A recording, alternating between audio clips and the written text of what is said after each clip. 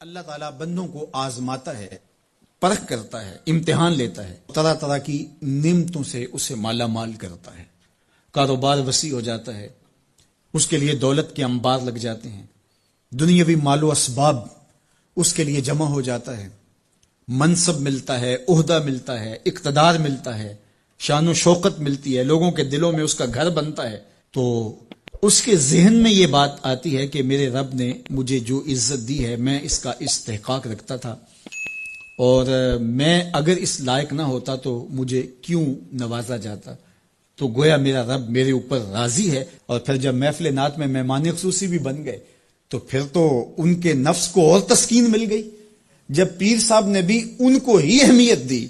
تو پھر انہیں لگا کہ واقعہ ہی ہمارا رب ہم پہ راضی ہی ہے، تبھی تو ہمیں مذہبی طبقوں کے اندر بھی اہمیت مل رہی ہے، حالانکہ وہ جانتے ہیں کہ ہم نے یہ دولت کیسے حاصل کی ہے،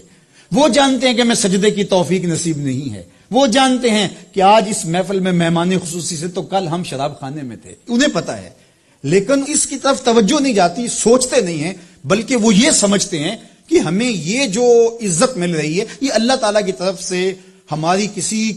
قبولیت کی وجہ سے یہ عزت ہے، حالانکہ یہ ان کی آزمائش تھی، ان کا امتحان تھا۔ دوسری بات، وَأَمَّا إِذَا مَبْتَلَاهُ،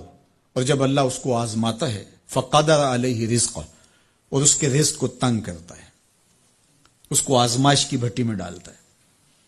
فَيَقُولُ رَبِّي أَهَانَنِ، تو پھر وہ چیخ اٹھتا ہے، میرے رب نے تو مجھے ذلیل کر کے رکھ دیا۔ بیماری آ جائے، ابتلا میں مبتلا ہو تو وہ کہتا ہے کہ میرا رب مجھ سے ناراض ہو گیا، تو یہ انسان کی کج فکری، ایسا نہیں ہے۔ کسی شخص کو دولت کا دیا جانا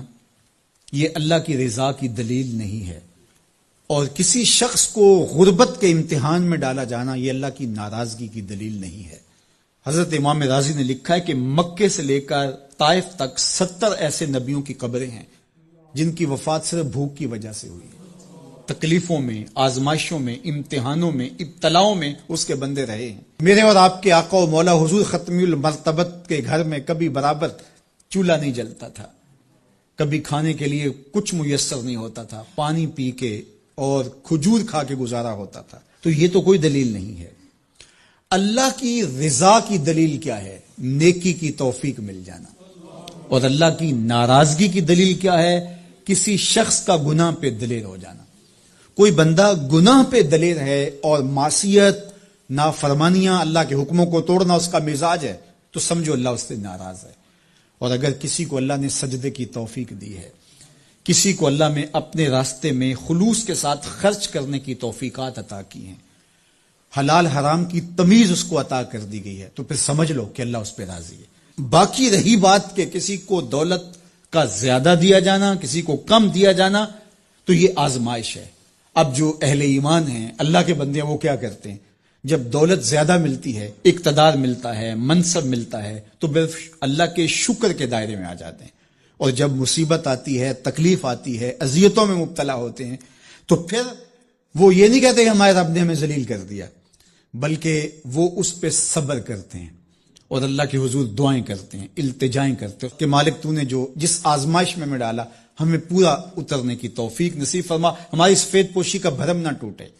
اور ہمیں اس مشکل وقت سے بچانا کہ جب ہماری یہ غربت ہمیں کفر تک لے جائے،